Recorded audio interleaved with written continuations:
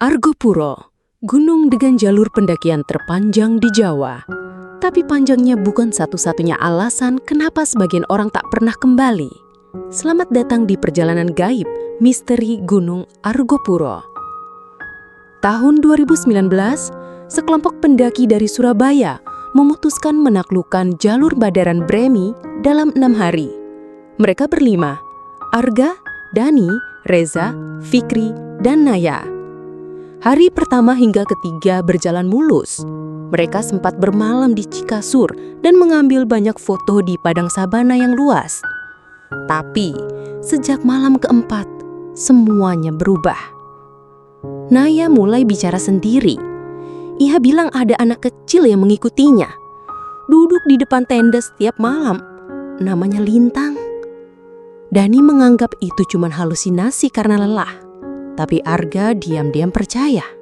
Ia juga sempat melihat bayangan kecil di balik pohon, berlari lalu menghilang tiba-tiba. Hari kelima, saat mereka sampai di kawasan Rawa Embek, Reza menghilang tiba-tiba. Tanpa suara. Mereka mencari hingga sore, tapi yang mereka temukan hanya satu hal. Jejak kaki kecil berjalan menjauh dari jalur, menuju hutan gelap yang tidak tertandai di peta manapun. Fikri yang keras kepala nekat mengikuti jejak itu. Tapi hanya beberapa menit masuk ke dalam, ia kembali dalam kondisi gemetar. Wajahnya pucat, matanya kosong. Ia tak berbicara satu kata pun. Malam itu, mereka bertiga tidur dalam tenda yang sama. Tapi sekitar pukul 2 dini hari, Naya mendadak berteriak. Dia ngajak aku ikut. Dia bilang Reza udah senang di sana, giliran aku. Tenda bergetar keras, suhu turun drastis, kabut masuk perlahan seperti asap. Arga menyalakan senter, tapi sinarnya tak bisa menembus kabut putih yang makin pekat. Di luar tenda, terdengar suara langkah kaki kecil berlarian, disusul suara nyanyian lembut dari perempuan tua. Lintang, Lintang, ojo ados dewe. Fikri menangis. Dani membaca doa dengan suara gemetar. Dan Arga mulai sadar. Mereka tak sendiri sejak awal. Saat pagi tiba, kabut belum juga hilang. Dan Naya hilang. Yang tersisa hanyalah sepotong pita merah di tempat tidurnya. Kabut belum juga pergi. Langit terang, tapi sinar matahari tak pernah benar-benar menembus hutan itu. Arga, Dani, dan Fikri berjalan perlahan meninggalkan Rawa Embek. Dengan tubuh lelah dan pikiran yang semakin kabul antara nyata dan tidak nyata. Setiap beberapa langkah, Arga merasa seperti dipanggil. Bukan oleh suara biasa, tapi oleh kenangan. Kenangan yang bukan miliknya. Ia mulai mengingat tempat yang belum pernah ia datangi. Seperti jalan setapak kecil menuju sebuah rumah tua. Dan suara lonceng angin yang berdenting di bawah pohon melinjo. Sore harinya mereka sampai di jalur menurun menjelang Bremi. Tapi suasananya berbeda. Terlalu hening, tak ada suara burung, tak ada suara dedaunan. Lalu Dani berhenti mendadak. Ia menunjuk sebuah batu besar di samping jalur. Aku pernah lihat ini, katanya lirih. Di mimpi waktu SMA, tapi bukan siang, malam. Dan aku berdiri sendirian di sini. Fikri, yang sejak kemarin tak banyak bicara, akhirnya bersuara. Suaranya parau. Kita nggak turun, kita cuma muter di tempat yang sama. Reza juga Adi bilang begitu. Arga dan Dani langsung menoleh. Apa? Reza tadi? Fikri menunduk. Iya, dia duduk di bawah pohon. Bilang, jangan ikut suara nyanyian, nanti nggak bisa balik. Mereka bertiga terdiam. Karena dari arah belakang mereka, jalan yang seharusnya baru saja mereka lalui, kembali terdengar suara. Langkah kaki kecil disusul suara tawa. Tawa anak kecil yang berubah menjadi nyanyian sayup-sayup. Lintang, ojo lali dalan muleh. Lintang, ojo lali dalan muleh. Dan entah bagaimana, tanpa mereka sadari, kabut kini mengelilingi mereka lagi. Lebih tebal, lebih dingin. Tapi kali ini, kabutnya bergerak, mendekat. Dari dalam kabut, muncul siluet tubuh kecil berdiri membelakangi mereka. Rambutnya teruras, mengenakan baju putih kumal. Tubuhnya diam hingga perlahan menoleh setengah. Namun, yang terlihat bukan wajah anak kecil, tapi wajah tua, pucat, keriput, dengan mata tekung kosong, dan mulut yang robek lebar hingga ke pipi. Lalu semua lampu senter mereka padam bersamaan. Gelap.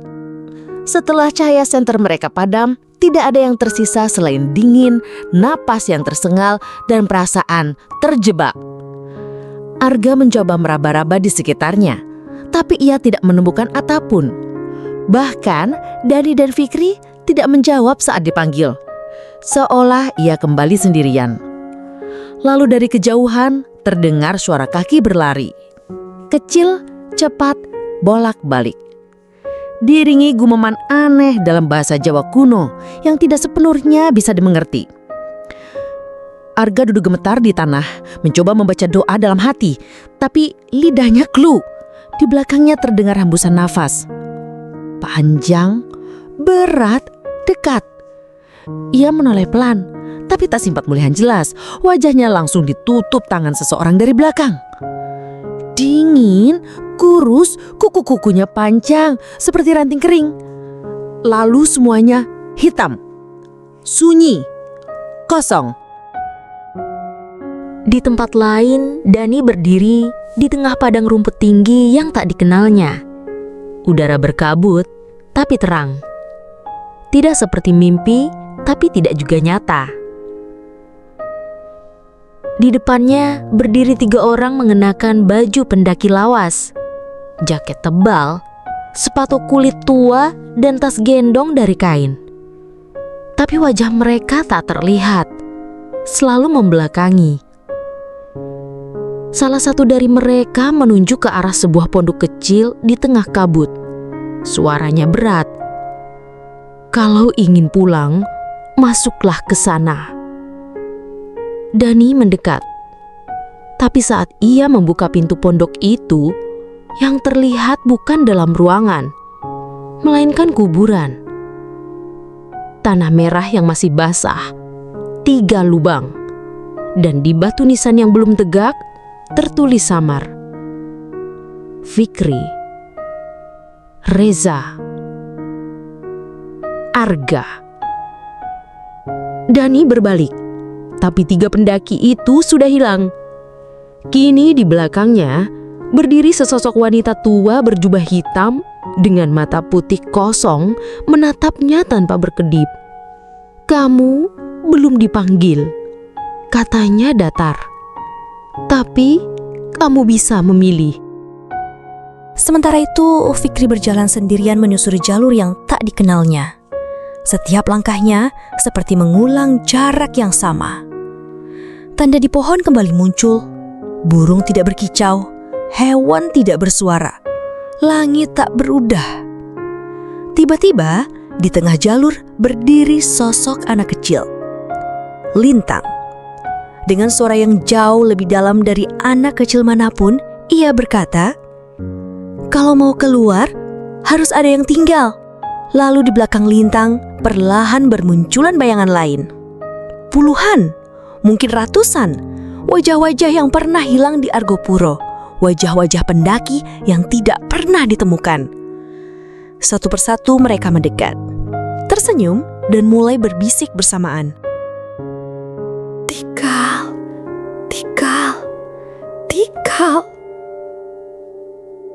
Langkah-langkah itu kini mengelilingi Fikri. Suara bisikan para pendaki yang hilang makin jelas di telinganya. Tinggal, tinggal, tinggal. Kau sudah melihatnya. Kau tidak akan sama lagi. Fikri ingin lari, tapi kakinya berat, seolah tanah di bawahnya berubah jadi lumpur menahan setiap inci tubuhnya. Dan dari balik barisan bayangan itu, Lintang berjalan pelan. Kepalanya menunduk, tapi saat ia mendongak, Fikri tersentak. Wajah itu wajah adik perempuannya yang meninggal saat kecil. Tapi matanya tidak punya bola mata, dan senyumnya terlalu lebar. Fikri, ikutilah. Di sini gak sakit.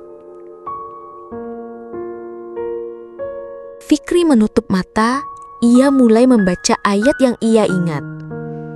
Tapi suara dalam pikirannya terus menjerit. Bukan suara Lintang, bukan bisikan-bisikan, melainkan suaranya sendiri dari masa lalu. Kenapa kamu tinggalin aku di kamar malam itu, Mas?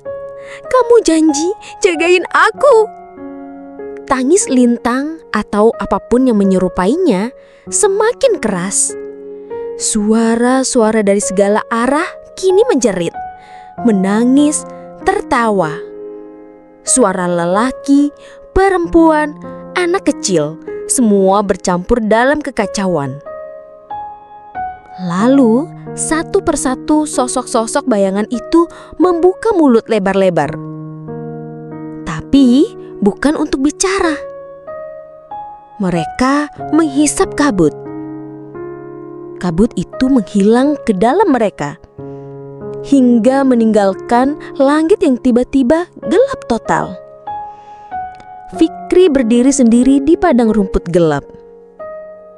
Di kejauhan terlihat satu lentera menyala, bergerak perlahan menuju arah hutan. Ia menatap lentera itu.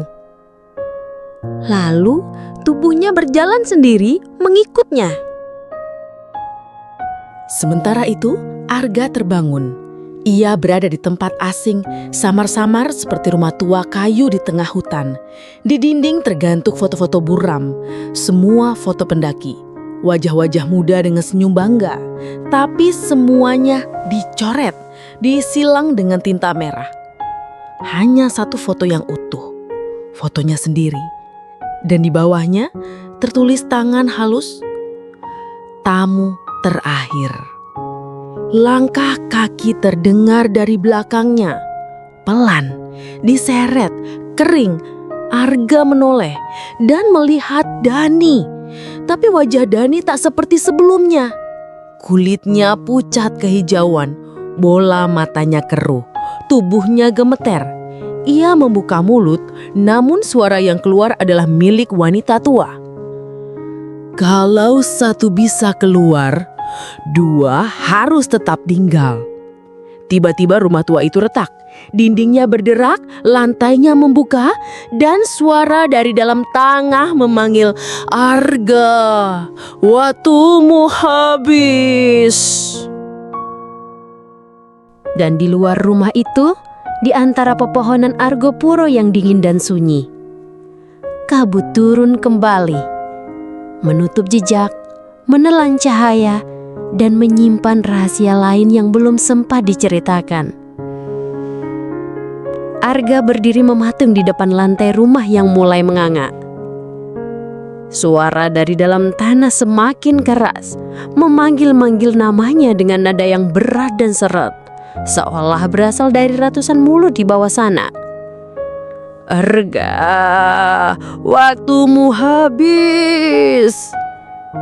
Dani yang berdiri tak jauh darinya mulai tertunduk, bahunya berguncang pelan, seperti sedang tertawa tertahan. Tapi saat Arga melangkah mundur, Dani menengadah Dan wajahnya bukan lagi Dani. Kulitnya robek di beberapa bagian. Bola matanya hanya satu. Mulut yang robek hingga ke telinga, menyeringai seperti topeng wayang. Ia menunjuk Arga dan berbisik, "Kalau kamu tidak turun, dia akan naik." Tiba-tiba rumah itu runtuh. Atapnya pecah, dindingnya menghilang dalam sekejap. Dan Arga kini berdiri di tengah padang yang asing. Bukan di gunung, tapi seperti dunia lain. Segalanya sunyi, langit berwarna tembaga. Dan di cakarwala hanya ada satu pohon besar yang terbakar pelan, tapi tak pernah habis. Dari bawah akar pohon itu muncul sosok-sosok anak kecil berjalan seperti boneka patah. Di antara mereka ada satu wajah yang ia kenali, Naya. Tapi matanya bukan milik Naya, sorotnya kosong. Tangannya gemetar, tapi ia menunjuk ke langit yang berubah menjadi wajah besar. Perempuan tua yang matanya terpejam dan bibirnya bergetar pelan melafalkan sesuatu, mantra. Setiap bisikan yang keluar dari bibirnya menghapus satu bagian dari tubuh Arga. Pertama, jari, lalu bayangannya, lalu suara langkahnya. Hingga ia merasa dirinya hanya tinggal kesadaran kosong. Tiba-tiba semuanya hilang. Arga membuka mata. Ia kembali di jalur pendakian. Napasnya terengah. Di sekelilingnya hutan. Terang, tidak ada kabut. Di depannya berdiri Fikri bersama Reza. Mereka tersenyum, wajahnya bersih, normal. Bahkan Reza sempat tertawa kecil. "Lu ketiduran lama banget ga?" kata Fikri. Arga bingung. Tunggu, ini di mana? Bukannya tadi Reza menepuk bahunya. "Udah, yuk turun. Yang lain udah nunggu di bawah." Arga mengikuti mereka berjalan turun. Jalur terlihat normal, langkah mereka ringan. Tapi saat ia melihat ke tanah, ia melihat jejak kaki mereka. Bukan 3 pasang, melainkan 4 pasang. Dan jejak keempat itu tidak menyentuh tanah. Arga menatap jejak keempat itu lama. Diam, tak bergerak. Jejak kaki kecil, tanpa alas, ringan seperti hanya menyentuh udara. Tapi tetap tercetak jelas di tanah basah. Fikri dan Reza terus berjalan di depan seolah tak menyadari apapun yang aneh. Tapi langkah mereka terdengar tidak selaras, seperti gema yang datang lebih dulu sebelum gerak. Langit mendadak mendung. Awan menggulung cepat, gelap, berat, padahal belum sore. Angin berhenti, udara menekan. Lalu Arga mendengar suara dari belakangnya. Pelan, lirih, nyaris tak terdengar. "Mas, kok ninggalin aku duluan?" Suara itu sangat ia kenal. Suara adiknya. Suara yang sudah ia kubur dalam mimpi buruk bertahun-tahun. Arga menoleh perlahan. Kosong, tak ada siapa-siapa. Tapi kini suara itu terdengar dari arah depan. "Mas, ayo pulang bareng ya." Ia menatap Fikri dan Reza. Mereka berhenti berjalan. Mereka menoleh bersamaan. Dan mata mereka hitam seluruhnya. Tanpa bola mata, tanpa kehidupan. Mulut mereka terbuka dan dari dalamnya bukan suara manusia, melainkan suara tangisan anak kecil yang bergema di segala arah. Dalam, perih, menusuk hati. "Jangan tinggalin aku lagi, jangan tinggalin aku lagi." Arga mundur pelan, tapi setiap kali ia melangkah ke belakang, pohon-pohon bergeser. Seolah hutan mengecilkan dirinya, menariknya kembali ke tengah, ke pusat. Tiba-tiba tanah retak dan Arga jatuh. Gelap. Ia membuka mata dalam posisi terbaring. Langit di atasnya ungu tua. Pohon-pohon melengkung seperti tangan yang merunduk. Dan di sekelilingnya, puluhan wajah mengelilinginya. Semuanya diam, semuanya tersenyum. Reza, Fikri, Dani, Naya, Lintang, dan dirinya sendiri. Salah satu dari mereka, Arga yang lain, membungkuk mendekatinya dan berbisik Yasep. Kamu sudah sampai, tapi belum semua dari kamu yang mau tinggal. Biar kita bantu. Suara nyanyian itu kembali. Kali ini sangat dekat di telinga. Seliramu sekti, seliramu hilang, tinggal raga, nyawa dipinjam. Arga ingin berteriak, tapi suara itu justru keluar dari mulutnya sendiri. Dan saat ia membuka matanya lagi, ia melihat matahari, jalur tanah, tenda-tenda di bawah, orang-orang berfoto, tertawa. Seolah semua itu tidak pernah terjadi. Tapi di pantilan botol air yang ia genggam, wajahnya bukan lagi Arga. Arga menatap pantulan botol air itu. Wajahnya tersenyum, tapi bukan dirinya. Senyuman itu terlalu tenang, terlalu asing. Dan mata dalam pantulan itu tak berkedip, seolah sedang menunggu sesuatu. Dari kejauhan terdengar suara-suara pendaki lain, tertawa, bercanda, seperti tidak ada yang aneh. Arga berjalan mendekat ke arah base camp, tapi setiap langkah terasa salah. Seperti dia melewati tempat yang hampir ia kenali, tapi tidak benar-benar sama. Pohon-pohon di kanan kiri jalur bergetar perlahan, padahal tidak ada angin. Seorang porter yang lewat sempat melirik Arga sekilas, lalu buru-buru memalingkan wajah. Tapi Arga sempat melihat, mata porter itu melebar, seperti melihat sesuatu yang tak seharusnya ada. Dan kemudian, porter itu berbisik ke kawannya. Dia yang dari cerita itu kan, yang hilang bertahun lalu. Arga menghentikan langkah. Ia berbalik. Mereka sudah tidak ada. Hanya hutan, sunyi, dan suara ranting ketil patah tepat di belakangnya. Arga mulai merasa aneh. Ia merogoh kantong jelananya mencari ponsel.